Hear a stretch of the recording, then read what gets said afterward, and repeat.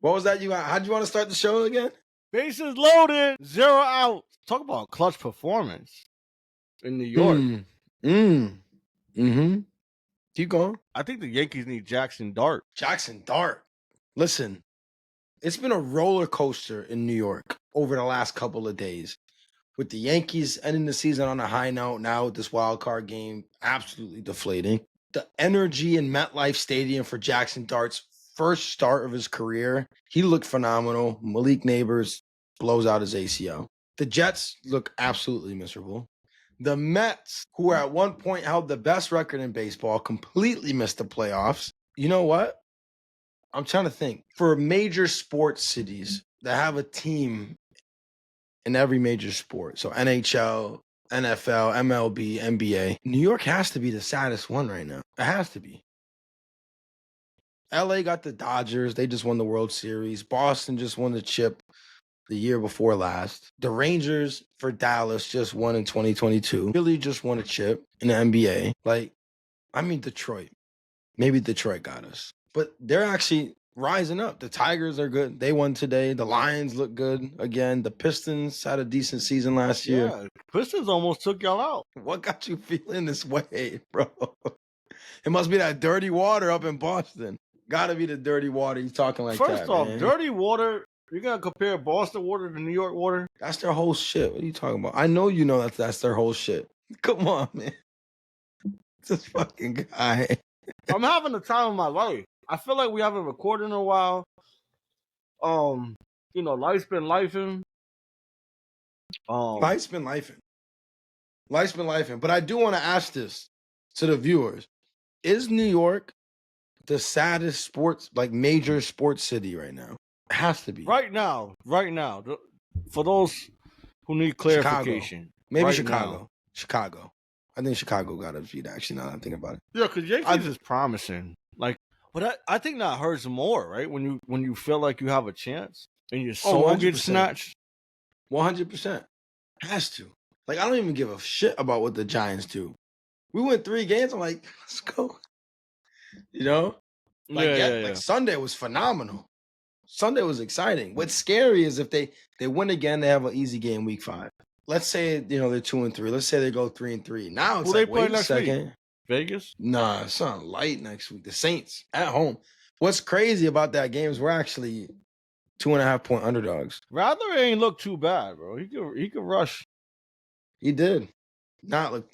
Speaking of which, you see, I finally got on TikTok like you recommended. I did, bro. I did. You replied to a comment. I was like a month and a half old. I was reading that comment like, yo, this guy really trying to get at me over Bo Nix. The Bo Nix take was insane. The funny shit is my phone was on mute, so I didn't even hear what I was saying. I just seen somebody like, oh, this guy don't know shit. Bo Nix Super Bowl. I'm like, okay.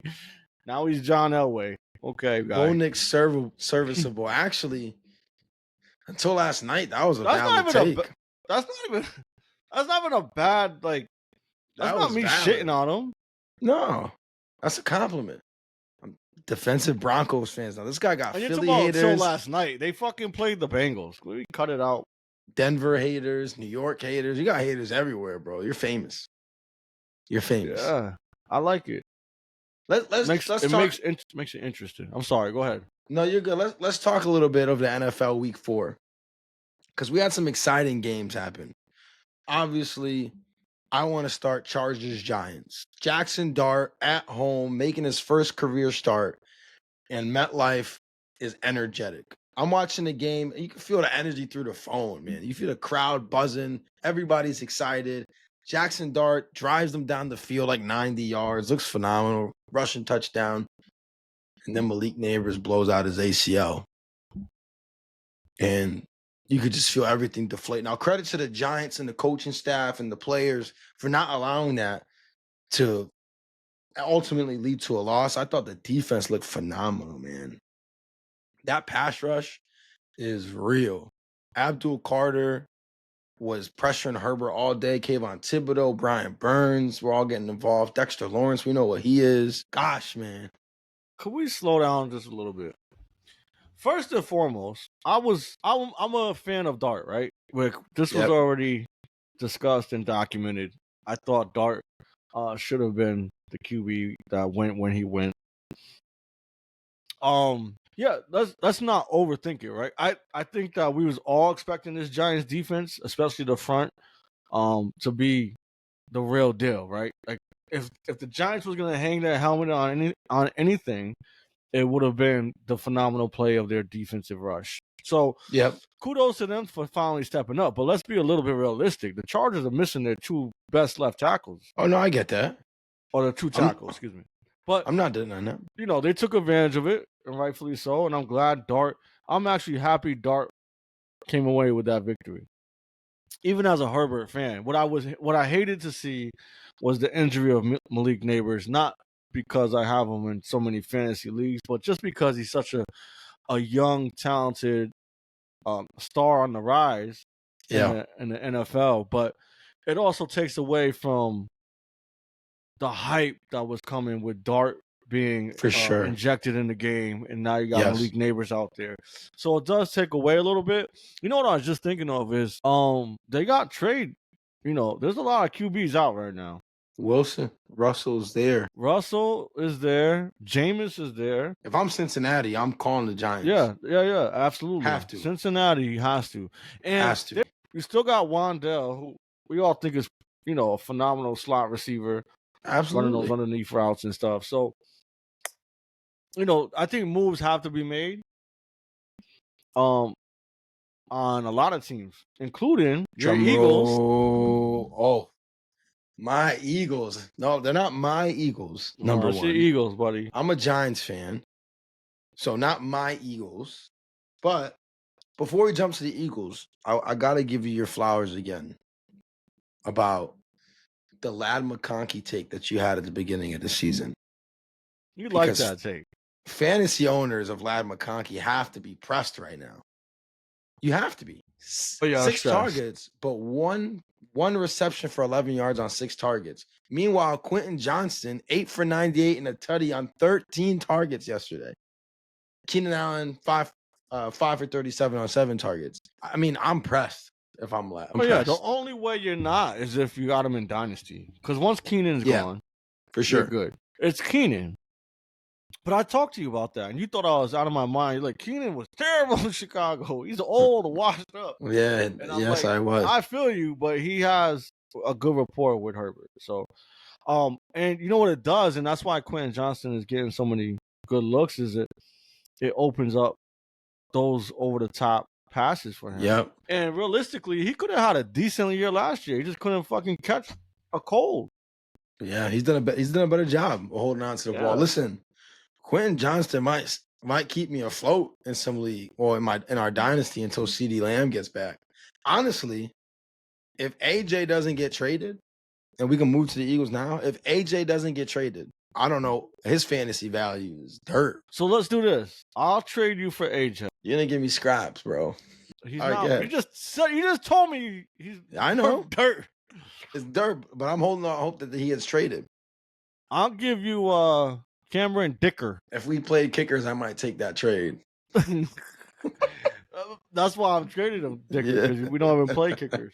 I wouldn't even trade Dicker for AJ Brown. Listen, he's saying all the right things for a player who wants to get traded. He's all where he wants to go. Anywhere. No, you know where he wants to go. He doesn't want to be a Patriot, man. Well, you cut it out. He wants to be a Patriot. That would be a Look it up. Drake May. Drake May is a baller.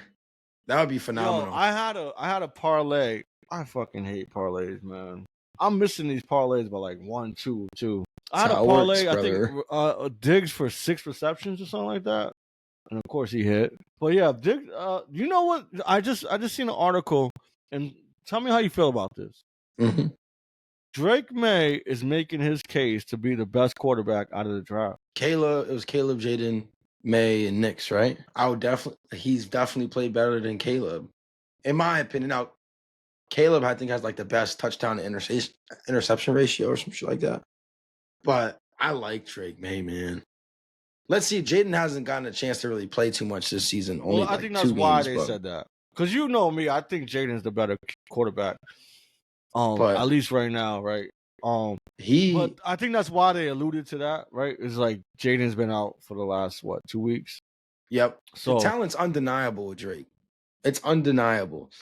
The next level to his game is just going to be cutting down some of the small mistakes. That's it. Like we talked about it when they lost to the Steelers. That interception in the end zone. Yeah, you can't turn the ball over. Right? You can't. But you cut those small things out with him behind there. Like the Patriots offense has juice for the first time since Brady in that 1 year of Mac Jones where they made the playoffs. But since then, it's been bad. And now Drake has really brought a lot of, not just obviously his throwing ability, but with his legs as well. I mean, he's a dual threat quarterback. And they got weapons in New England. Hunter Henry, and that's another good call by you. He's been phenomenal this season. He's been. You remember Hunter Henry for the Chargers? He was a savage with Herbert. Savage. I think he kind of fell off because he fell into that little slump, but people kind of forgot about him, which, he's obviously proven that he can get it done. You know what else I read? The stats, bro. You look at the stats for Will Campbell, especially against the Panthers. Like, there was zero rush. Like, it was insane. Like, he was like a wall. That's what you want. Literally a wall. And I know a lot of people are going to be like, Carolina. Well, Carolina's a bad team. Well, Carolina shut out the Falcons 30-0. And the Falcons just put it on the Commanders, who, I know don't have the best defense, but we don't think Carolina are world beaters either. And they shut them out. Same players, same everyone. So that's impressive what the Patriots put on. Yeah, I think in the National Football League, right? If you have a player that's, literally a wall for the whole entire game, that's saying something. I agree 100%. And I mean, going back to the Chargers game, when you said that Alt was out, he's the wall. He's literally that type of player. And so, he left the game because he got injured and didn't return. I think it was like in the third quarter or something like that. But let's talk Eagles-Bucks real quick, because this was very much a kind of a flip-flop of last game, right, where the Eagles didn't turn on to the second half. This time, they were firing on all cylinders in the first half, supercharged by a special teams play, the punt block taken back by a touchdown. Jalen Hurts is throwing the ball in the first half. Things look great. Second half, that offense was spooky. The only points they scored was that one touchdown, that one Saquon touchdown off of the fake push. Other than that, like, the Bucks made it a really spooky game towards the end for Philly. And 4-0, and I have my take. I'm not going to doubt them in a win. The one in the car? The one in the car. The one that I shared again on the show last week. I'm not going to get mad at a win. But if I was a Philly fan, internally, I'd be like, what? I would be feeling, when are we going to put a whole game together? Because the first game against Dallas, the first half, the offenses were going back and forth. The second half, there was no offense. Against the Chiefs, the defense played a phenomenal game, but the Chiefs were hurt. We saw what that offense looked like when Xavier Worthy got back, and again, that's another credit to you. You're like, he's a game breaker. But again, offense really isn't there. Third game, Rams are rolling. Offense picks up in the second half. This game, offense first half, Tampa almost comes back and makes a crazy comeback. So I'm a Philly fan. I'm feeling we got the win. Just curious, when are we going to see a complete game start to finish? Just throwing that out there. Catch so much backlash for that, because we just talked about how sensitive they are. What I want to ask is this: when are we going to see that? And then when are we going to see the Saquon breakout? This is a legit question. Good. How many elite quarterbacks don't have a completion for a whole half, let alone a second half where it's getting spooky? It was getting spooky. Oh. And 2 underhand passes for touchdowns. Can we be a little bit serious? 2 underhand passes? Come on. Listen, here's my thing. Right, the offense only 130 passing yards. AJ led the team in targets with 9, but I felt like in this game, there were times where I felt like he was just staring AJ down and forcing him the ball when he didn't need to. Like, great coverage. on routes that didn't even go past the sticks, and he's trying to hit him on these little comeback routes or whatever to get him involved, and he's missing stuff open around the field. Now, Tampa did a really good job in the second half, really clamping down, but AJ doubled everyone up on targets. He had 9, next closest person had 4, and that was Goddard. So they were trying to get him actively involved. But maybe you do need, and I know Darius Slay had a podcast in the offseason about why AJ was the best receiver in the league. Like, he doesn't need to be schemed open. Maybe you should scheme him open. I don't think that takes away from your greatness as a receiver if you get schemed open. Because it's about what you do with the ball in your hands. You can still be great after the catch. Let the offense make it easier for you to get the ball in your hands. And so this game wasn't for a lack of trying. I think it was just they were trying to press the issue too much this game. And they don't have to. That's the thing. They don't have to do that. There's so many weapons on that offense. It's insane. Where you don't have to force anything to AJ, right? Like, eventually it's going to open up. Whether it's Saquon, Devontae, right? Goddard, whatever, right? It's going to happen. But when you force it, you get the results that you get. Yeah, I don't know. From the Bucs perspective, though, great almost comeback by them. Good to see Chris Godwin back out on the field. Only 3 for 26, but had 10 targets, like tied with Ibuka with 10. So they were definitely trying to get him involved in the game. Ibuka's phenomenal. Bucky Irving had an incredible 72-yard touchdown, receiving touchdown that he took the distance to make the game close. Someone had to walk out 3-1. Now, the Eagles were able to get that big lead, and Tampa was playing from behind. But even with a defense like the Eagles that we feel is pretty good, Baker was still able to do some good things with the loss. Baker's a dog, man. If I'm Tampa, I'm feeling good. Even after the loss, I'm still feeling really, really good. Yeah, there was a few passes he hit Godwin on the money, but he just, probably a little rusty, probably still mentally not ready for some of the plays that, he normally catches. Right. And they didn't have, in my opinion, still their top weapon, at least red zone threat with Mike Evans. When did Bucky get hurt? I seen that he was like getting an MRI or something like that. Was it second half? It might have been second half. I wasn't fully paying attention to this game because I was watching everything else too, but I had this game on a separate monitor. I will say, though, down 24-3 with a minute to go in the second quarter, and you bring it to within 31-25. Sorry, 31-23 because the Eagles ran out the back of the end zone for the safety at the end of the game. So expired the clock. It was really impressive against the defending Super Bowl champs. And with the way the division looks, Tampa's saying good. Now, to the game that I want to talk about most. Oh, shit. He's incredible, man. Crazy, bro. He's incredible, bro. He's nasty. He's nasty, man. He's a dog. We talked about it all season. I will say, because this was a late window game, less games going on. The only games I really cared about too much were this game and the Chiefs game. And Matt Stafford had a fantastic game. So credit to Matt Stafford. Like you said, Puka, I mean, come on. 13 for 170 on 15 targets. Just disgusting. But obviously the play of the game got to be Adonai Mitchell. I'm not sure if you saw that.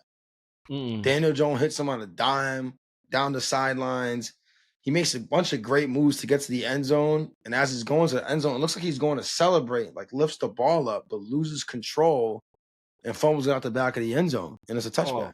So the game, and again, we don't know what happens after that, right? We can't assume at that point. I believe it was 2020. Oh, wow. I'm pretty sure it was 2020. That was a huge mistake. And they would have taken the lead with that. And I think it was after that drive, that's when the Rams went and took the lead on the Tutu Atwell play, if I'm not mistaken. So just terrible, terrible mistake. I mean, the Colts were in the game. In LA, Daniel Jones, I know the stats don't look great. 1 touchdown, 2 interceptions, but really would have been 2 touchdowns. That's a competitive team, man. Tyler Warren looks incredible. Jonathan Taylor probably had his most down game of the season, but still was running people over. they remain balanced, and that division is terrible. The AFC South, the Jags are also 3-1, but Trevor Lawrence has not looked fantastic to start the season. So Stroud, they ended up blowing out the Titans. I got on Texans colors. They ended up blowing out the Titans, but that game was close for like 2.5 quarters. Bro, and it shouldn't have been. There is no way. We talked about blocking with Will Campbell, right? There is no way in hell you should snap the ball and get tackled at the same time. Insane, bro. Every week. It's a shame, man, because we saw what CJ could be his rookie season. He was phenomenal. Last two, sophomore season, 4 games through this season, and it's just been a struggle for that offense to do anything good. Now, Woody Marks, another guy you were high on, had a great game. Yeah, I'm excited about that because I got him in so many leagues. And so many leagues. With Mixon being hurt still, with Chubb being an injured player, and Woody Marks obviously being a rookie and not being expensive at all, that quickly could become his job. So for sure.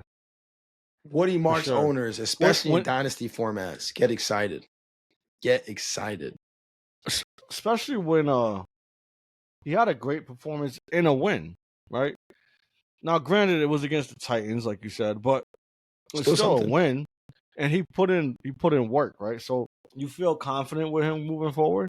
Obviously, Mixon coming back sooner than later makes you a little hesitant, but he played great. Like, why shy away from it? You know who else I played in fantasy? I lost by like 4 points, if I'm being honest, but that's because he had Sutton. Is RJ Harvey, who also had a great game. Yeah, and we talked about that in the fantasy, how Sean Payne can produce with some running backs. Listen, the rookie running back this year, think about the guys that are performing. And we called the last show Ashton Genty breakout game. He was phenomenal. He was phenomenal. If you wonder why, why do we listen to Infamously Speaking? That's why, by the way. Ashton Genty, I mean, that's a no-brainer kind of play, but that people were getting worried. You seen that he went back to the Michael Myers stance. Yeah, he pops off. Yeah. But Judkins has been great his first 2 games. Another rookie running back there in Cleveland. Omar and Hampton had a really great game. And with limited touches, I think it was like 14 carries or something like that, but his runs were explosive. We just talked about Woody Marks, RJ Harvey. So Cam Scatterboo also had a really good game against the Chargers. Scatterboo's a beast, bro. I enjoy watching him play football. Physical runner. Him and Dart together is going to be electric.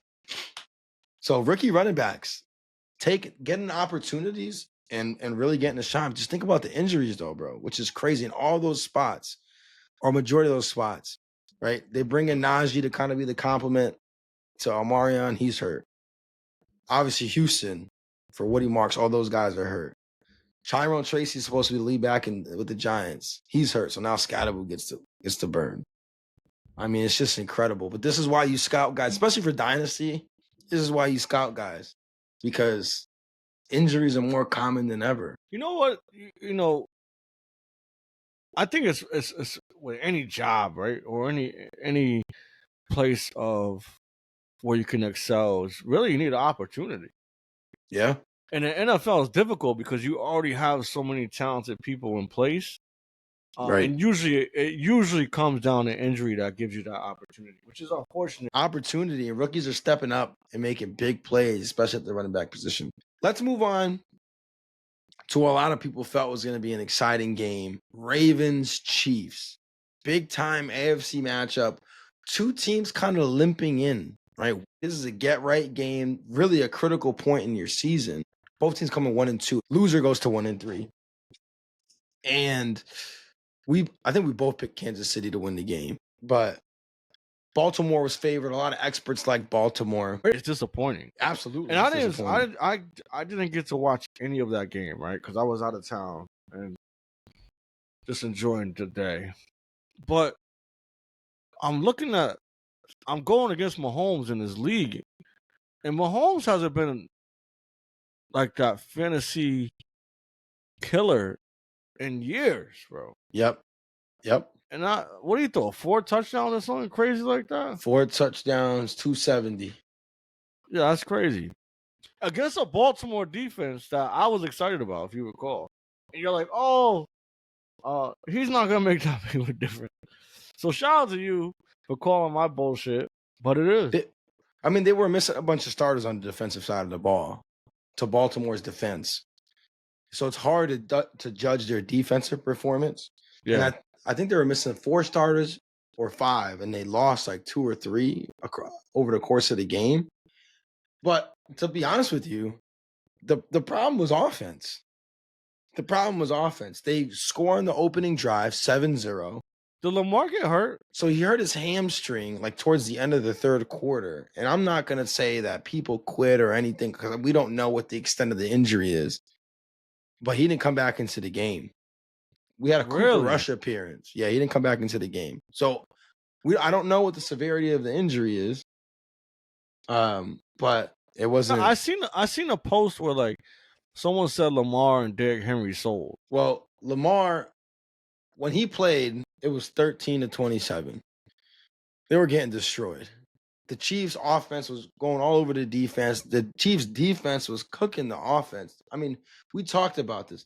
Derrick Henry only had 8 carries. 8 carries. And here's the thing. It's not like he wasn't effective either. 8 for 42, 5 yards a rush. That's bad coaching, bro. Like, why is he not learning? What is it? Yeah, I can't explain that. That doesn't even make sense to me. And Baltimore fans, because I was looking at social media after the game, and everyone's like, we got to get rid of Harbaugh. This is ridiculous.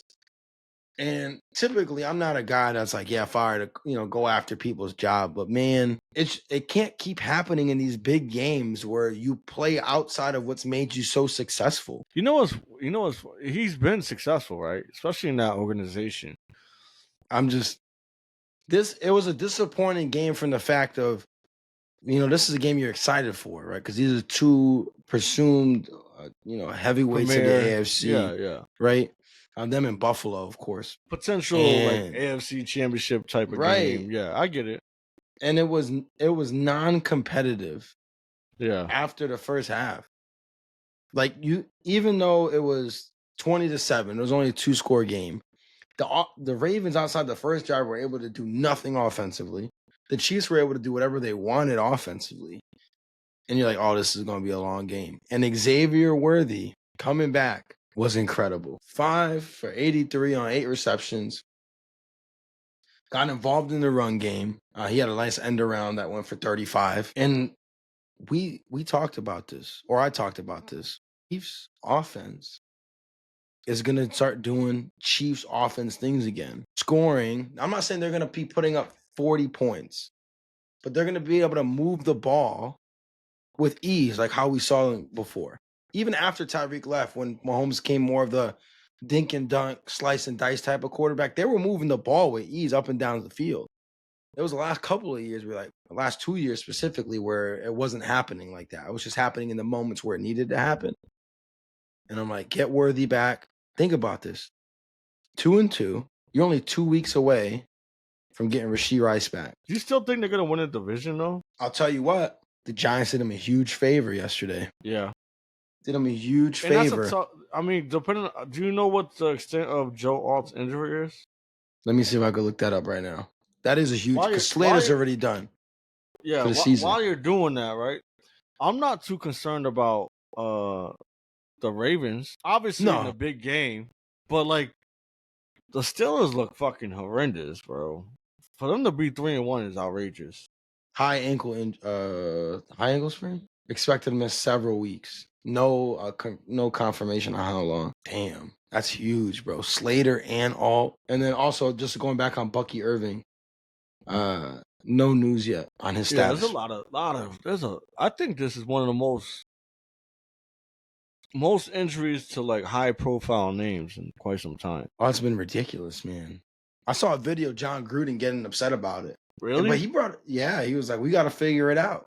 He's like, we got to figure this stuff out. And he was bringing up a bunch of reasons of why he feels like things are happening, right? Less padded practices. People aren't practicing as hard in camp.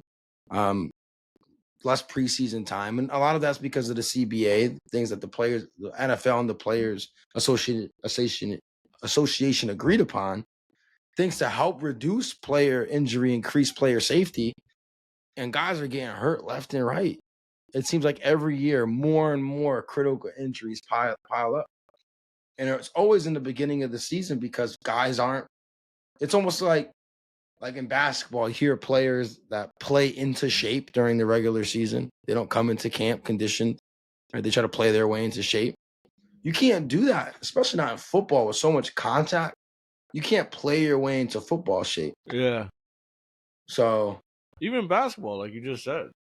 Speaking of which, since you brought that up, you see this guy, Kyrie's already on the court. Who? JT? Kyrie Irving. Well, Kyrie's already on the court. Yeah. And JT's been on the court too. He's on the court too. That's who I saw. Yeah. Was JT. It's incredible, bro. I heard him on a podcast. Even for Diggs, bro. Facts. Less than a year? He got hurt. It was like the middle of the season last year, right? I think it was week 8. That's insane, bro. Yeah, no, I saw JT on a podcast. He's like, I'm not ruling out that I play again this season. That's crazy. That's crazy because Boston's making the playoffs. And then they get JT back at some time. Like, imagine he comes back like a month left, enough time to kind of just get his legs underneath him. Boston's immediately spooky. Immediately spooky if JT plays.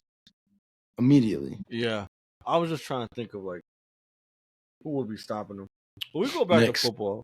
I mean, yeah, well, basketball starts soon though. It's crazy to think about that because it feels like the season just ended. But we'll be talking basketball soon. It's October. We're not talking that. I agree with you. You brought up a good point. Like, are we concerned about the Ravens making the playoffs? Absolutely not. The best team in their division right now is the Steelers, who I don't think either of us fully believe in. I definitely don't. I won't speak for you. I definitely do not. Pittsburgh fans. Who's been balling in Pittsburgh? Fucking Jalen Ramsey. Oh, he's been special. Yeah, it's good to see him bounce back. I feel like he had some off years compared to what we are accustomed to seeing with him. Kenneth Gainwell balled the fuck out. Oh my gosh, bro. Giants legend Kenneth Gainwell. Are you kidding me? I was asleep at the beginning of that game. Sorry, Philly legend. I had Jalen. Yeah, I had Jalen in one of my lineups. That's why I hate them fucking early games. Like, bro, Saturday night, you don't think I'm up late? You got me getting up for 7 because of the Ireland? Facts. Like, I didn't even know. I woke up because that game starts 6:30 a.m. Pacific. I woke up. I get a notification from Sleeper like, Jordan Mason made a play. I'm like, Jordan Mason made a play? What are you talking about? Oh, yeah. Because Kenneth Gainwell, man. Giants killer. He used to always have big games against us.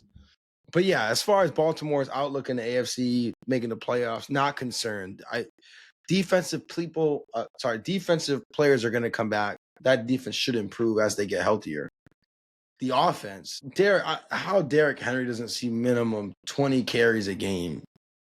Like, you have to run the offense. How? Because everything will open up. And I mean, obviously, neither of us have played in the NFL. Neither of us have coached at a college level, high school level, obviously not NFL level.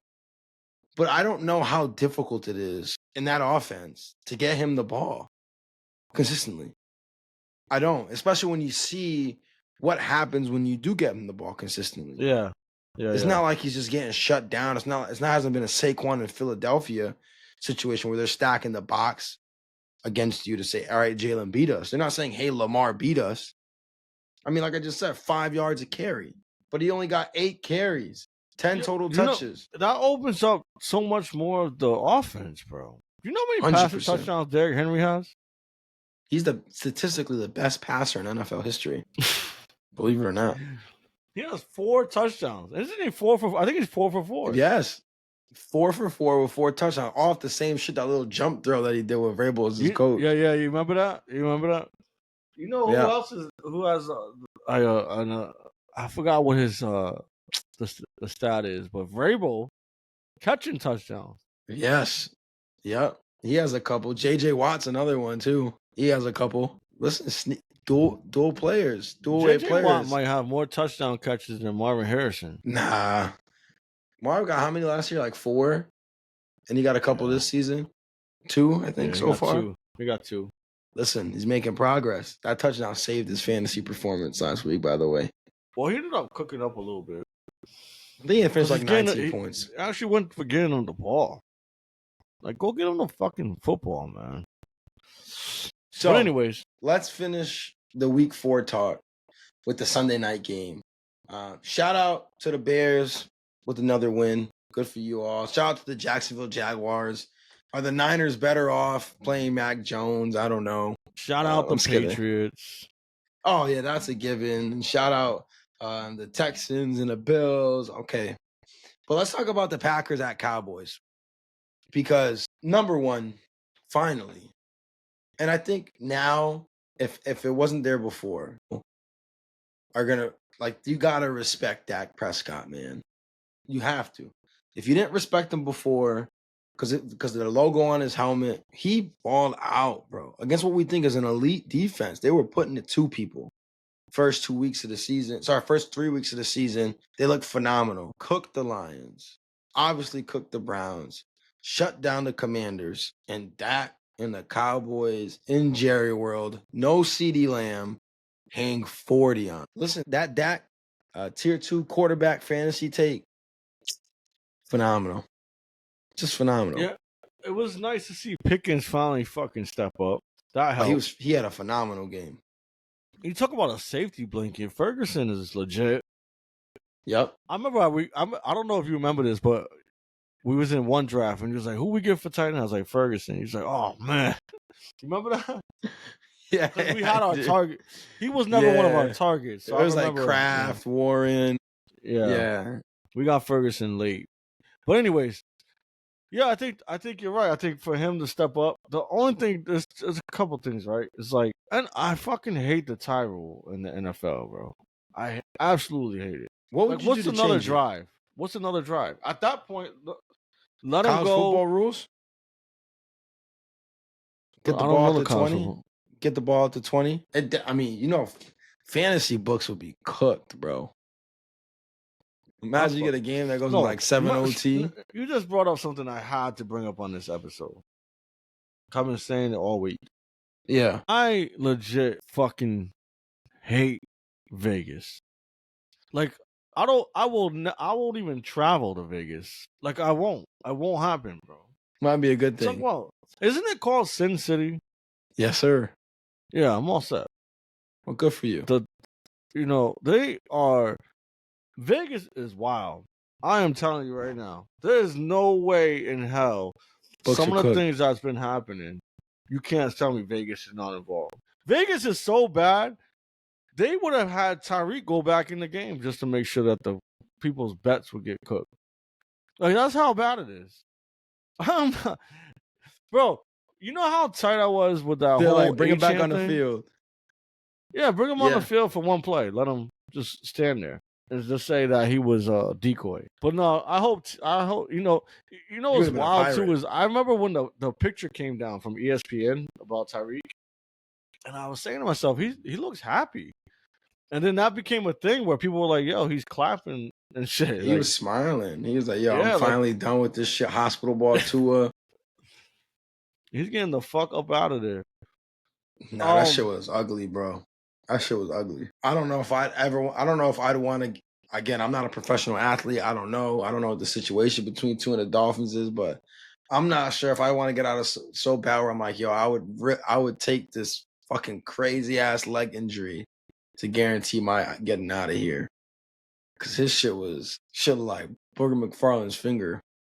Yeah, that's wild. That's like a wild take, bro.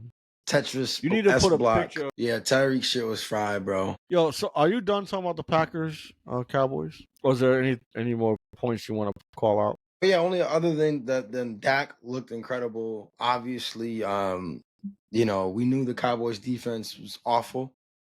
That played itself out again. Yes, Green Bay's defense gave up 40. Micah, actually, if you look at the advanced stats, had a phenomenal game, led the team in, I believe it was pressures. And so he even said it after the game. He was like, he told Dak, like, if he wasn't on his shit, then it would have been a long day for them. Yeah, I seen that.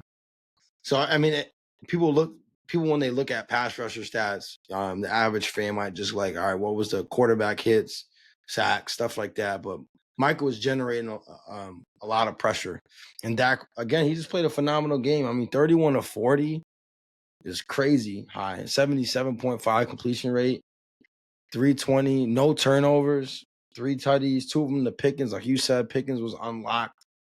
Even with no CD, he was able to beat any kind of coverage they threw at him. And now, really, the question for Dallas is, can you just win by outscoring people? They almost did it here. They did it against the Giants. They might be more relevant for longer than maybe what we initially thought. No, what you want to do is play any fantasy football player you possibly can that faces that defense. Oh, facts. Dobbs with 3 touchdowns is insane. Insane. He did have some really good routes he ran. I'll give him that. I agree with that. Coming off the line. All right, let's talk about something that's the most important probably from football from Sunday. And this B really stands for Bad Bunny. Oh, yeah. I'm glad that you're talking about this. Go ahead. You are. Why are you glad that I'm talking about No, go ahead. I'm glad that you're embracing this conversation. Yeah, first and foremost, I don't mind.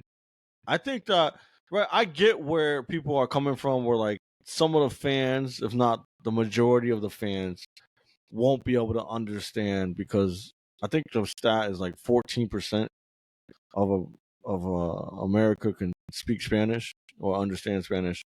Either one, right? So the majority won't understand. So I get what the concern is. But the NFL has been trying to expand for quite some time. Like games in Brazil, games in Mexico, games in the UK, right? Games in Germany. Ireland. And granted, they're not Spanish speaking over there in Ireland and the UK, but they're trying to expand the game. 1, 2. Let me ask you this question. Yeah. When was the last time, and maybe for you it's a little bit different, but when's the last time you watched a halftime show? I don't, bro. When's the last? All right, so I think the biggest halftime show that happened was Eminem and Dr. Dre and them, right? Yeah, the one in what Super LA. Bowl was that? That was the LA one. That was not the Rams Bengals. I think it was that Super Bowl. Okay. Who performed last year? Last year, oh my gosh, bro, that's terrible. I just had this conversation too. Hold on, let me think. But so no, all Kendrick. That does is speak. It's Kendrick. Oh yeah, that's right. It was Kendrick, and people were complaining about that. It was Kendrick, yeah, and the year before I think it was Rihanna, right? Oh yeah, it was Rihanna. She was pregnant. It was a big thing. But I want to say the average fan probably don't even really remember that, right? I think the majority of people who watch the Super Bowl halftime show are like really in tune to the music, or just from being at Super Bowl parties. It's usually like my friends' partners, right? Never do I really see a lot of the guys get so excited about halftime.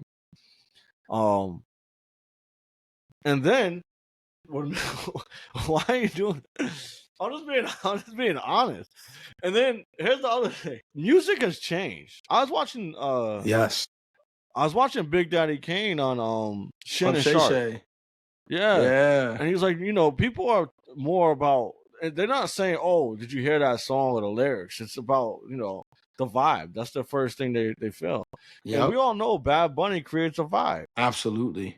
You know what I mean? So like the sole purpose of the halftime show is for what? Man, it's to entertain people. Create a vibe. Entertain, exactly. And you can't say and deny he's not one of the biggest entertainers in the world. So I believe this year he's the most streamed artist by far. Yeah, I think that was a big move. And think about what he just did for PR. Like that was huge, bro. Huge, man. What he did for the economy. Was Good Bunny Foundation?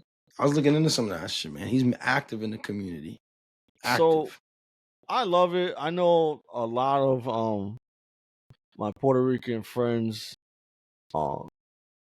except for you, are excited about this. No, I'm excited. You are excited. Yeah, I'm excited.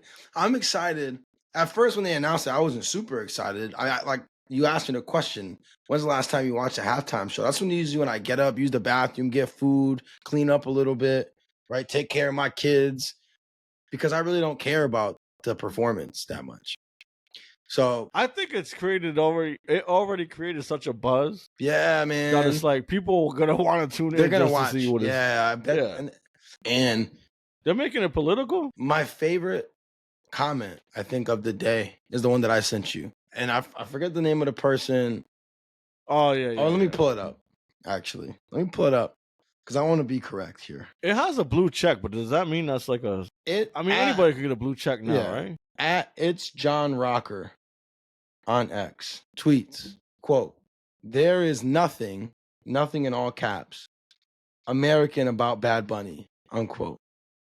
You know, I thought about that for about 2 seconds, and I was like, man, that's a great point, except for the fact that Bad Bunny is just as American as he is, because Puerto Ricans are just as American as the Americans that are born here stateside. So actually, Bad Bunny performing at the concert is American, just so you know, because he's an American. So I thought that part in and of itself was exciting. And then I saw a bunch of other discourse, and I thought this one I didn't screenshot, but made a great point where it's like, so you go to Puerto Rico on vacation, you enjoy the beaches and the food and the culture, but the moment that we have one of the biggest Puerto Rican artists performing, there's a problem about it. He didn't want to perform in the United States because of potential, ICE raids happening at his concerts and stuff like that, right? And so people were like, well, he's against America. Okay. He's against that specific thing. He didn't want people getting targeted, because the fact of the matter is people are getting pulled out, and it's discrimination at will is what it is. They're jacking up American citizens, rightful American citizens. You think they're going ahead and checking every single ID, making sure people are really supposed to be here? Or are they just going to pull up and grab people who they think fit a profile? I'm not saying it's all like that, but we've all seen the videos that are out there. We've all seen that people that were law-abiding citizens get pulled up and caught up in some of the raids that were happening across the country. He was like, I don't want to be a part of that. I don't want my name on my concerts to have that kind. Like you said, it's about creating a vibe. You don't want that vibe around your concerts. It's not going to happen at the Super Bowl. So he's like, he don't got to worry about people getting caught up at the Super Bowl, right? I don't understand the frustration. I really don't. That name rang bells. That was like, I was like, I know that name, as in John Rocker. Mm-hmm. So I just looked it up, right? Let me give you some insight on John Rocker. In December of 1999, he gave an interview to Sports Illustrated in which he made a number of remarks about New York City, its residents, racial groups, and various cultural groups that drew widespread controversy.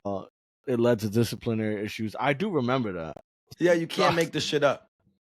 You really can't make this shit up. And I was talking to my dad about it, who obviously had his opinions and thoughts on feelings on the matter. But I just found it so interesting because, like, one quick Google search, and I'd like to believe that a majority of the American people that are born stateside know that Puerto Rico is part of this country, and that the people born in Puerto Rico are United States citizens. They become citizens the same way that we became citizens if you were born here. So I would like to think that. And maybe there's some people that are ignorant. The problem is it's the ignorant few with the loud voices that drive things like this. And to your point, this probably will be the most streamed halftime show in history. You know why? Because it's going to draw, like you said, a global audience. Because guess what? Even people who don't give a shit about football are going to be tuning in. People all over the world. Why? Because they like Bad Bunny. He's the most streamed artist this year by far. They're going to tune in because the Super Bowl concert is the biggest concert of the year. That just is what it is. People are going to watch the Super Bowl just because of that. So the American game that you love is going to get more eyes on it than ever before because this guy's performing. And you have a problem with it because sometimes he wears feminine clothes. You think Puerto Ricans aren't Americans. You know, sometimes I question if Google is free.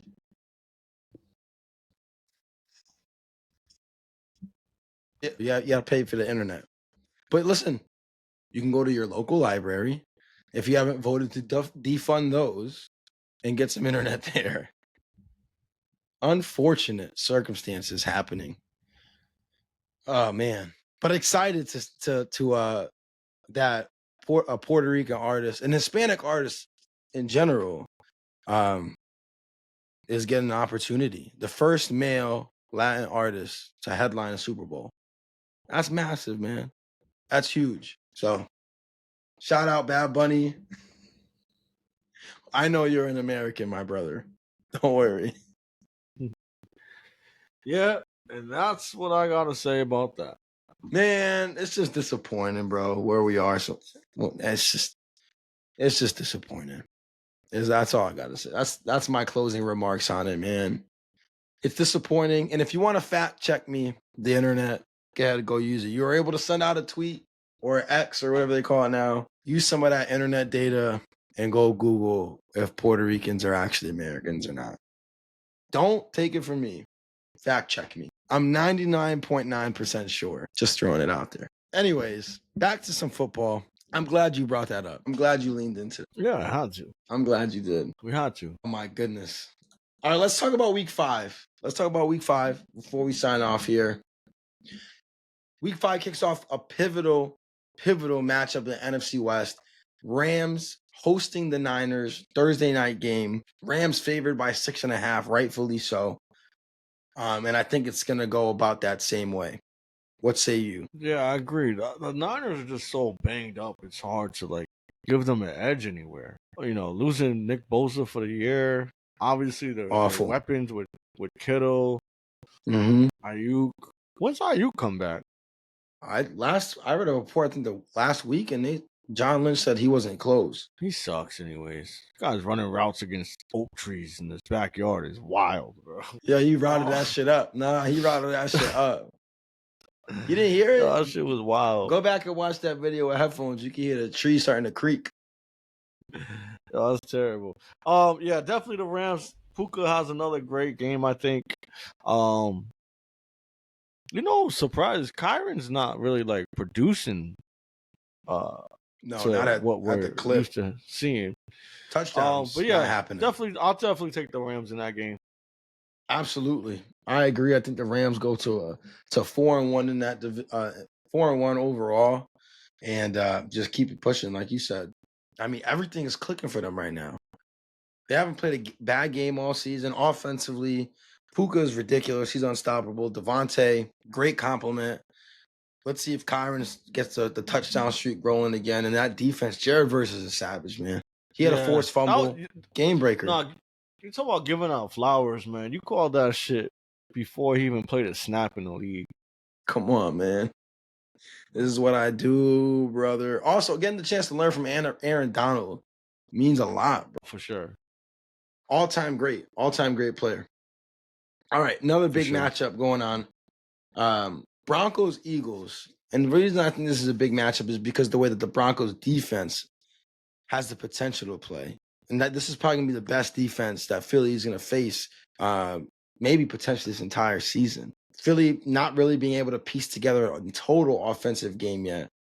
And at home, they're only favored by 3.5. Do you think Philly gets to 5-0, or do the Broncos pull off a huge win? So as much shit as I talk about the Eagles, I gotta give you your flowers too with saying, it's hard to bet against them because they find ways to win. Like, even when you was talking about how, they'll have a good first half or they'll have a good second half, it's complementary football. Now, it's not complementary all at one time where it's just cohesive and they're smoking teams, but it's still complementary football, even down to the special teams, right? Because the special teams has fucking 3 blocks in 2 games, and they've been playing phenomenal. Yeah. So when you have a team that can get it done in all 3 phases, it's really hard to knock that. As much as I want to say the Broncos is It's just difficult because the Eagles are a well-balanced team. And reigning champions, they are the better team.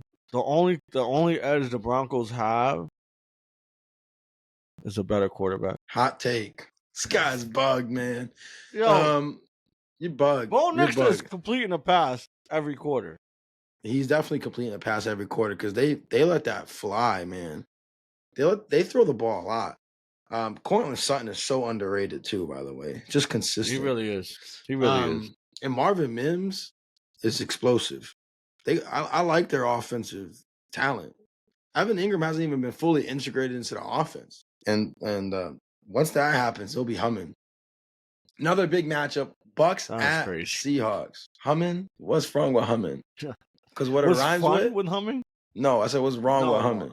All right. No. Bucks at Seahawks, massive game, both 3-1. Seattle's been playing well to start the season. Their defense has been incredible. That's a great game. That's a great game.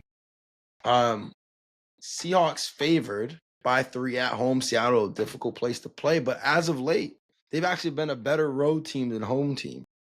I think they're like 1-8 or 2-8 in their last 10 home games, and phenomenal on the road. Who do you like in this game? Well, where's the 12th man at? I don't know. The bridge? Beat me to it, brother. This guy's good. I knew he was gonna go there. You're a terrible person. But anyways, weather's starting to get bad out here. Actually, by the way, let me check the forecast for that game. Jaxson is a savage, bro. Disgusting. He cooked my parlay. Remember? He's the only one that cooked my. Yeah, but you got him for like 90 yards or something like that. Actually, I think this might be the only time he didn't hit it.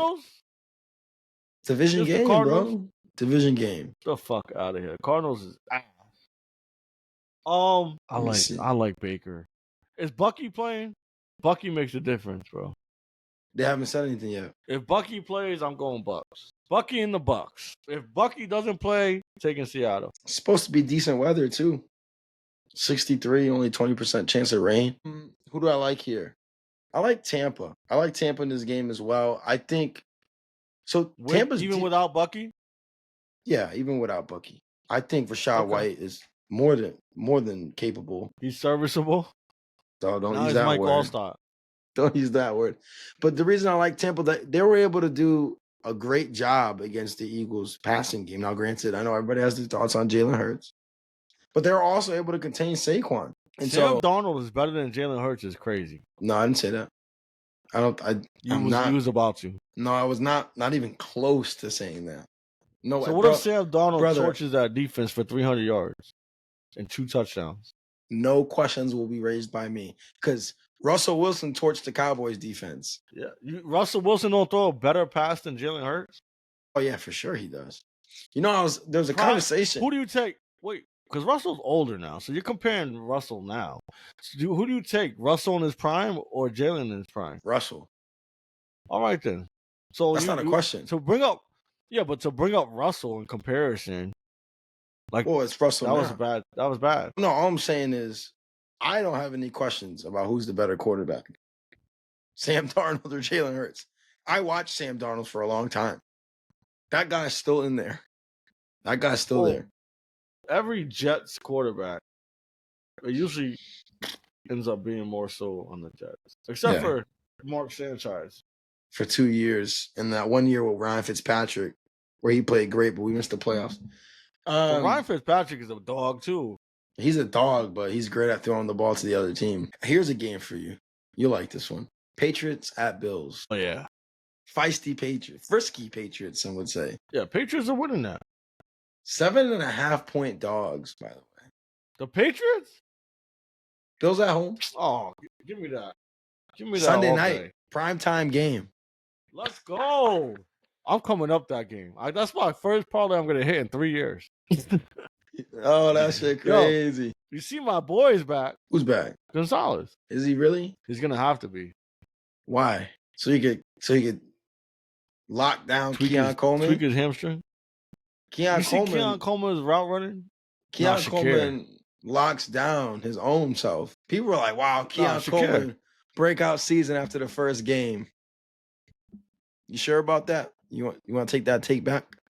Who was that against? Wasn't that the Ravens? Yeah, Baltimore. Yeah. who everybody but Cleveland has been able to cook up. Just throwing that out there. You like the Patriots in this game. I'm not going against the Bills at home prime time. With the points? The Saints were close. Oh, yeah, actually, did the Saints cover that spread?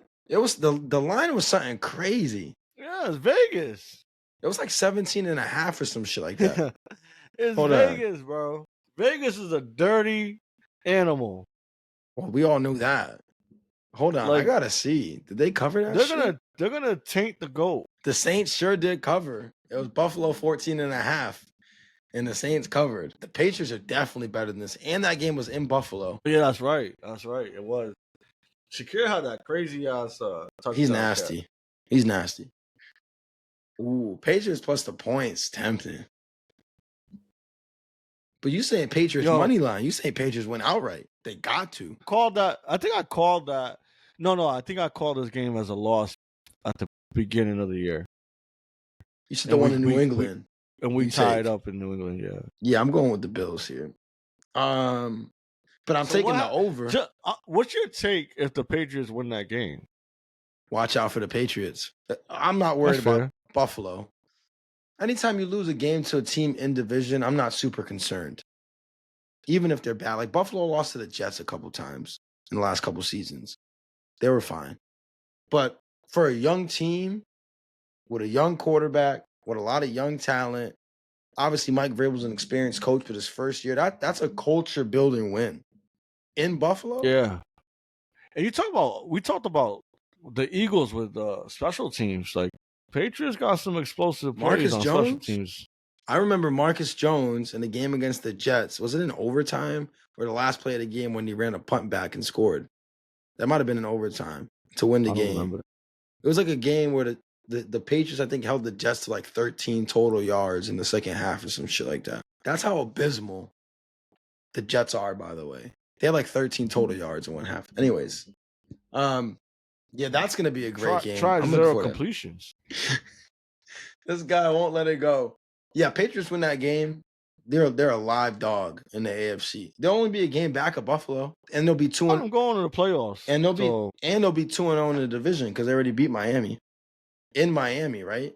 And that's the game they usually lose is the one in Miami. That's massive. Let's end talking Chiefs Jaguars, which is suddenly a big game. Jaguars 3-1. Chiefs looking to get above 500 first time this season. Move to 3-2.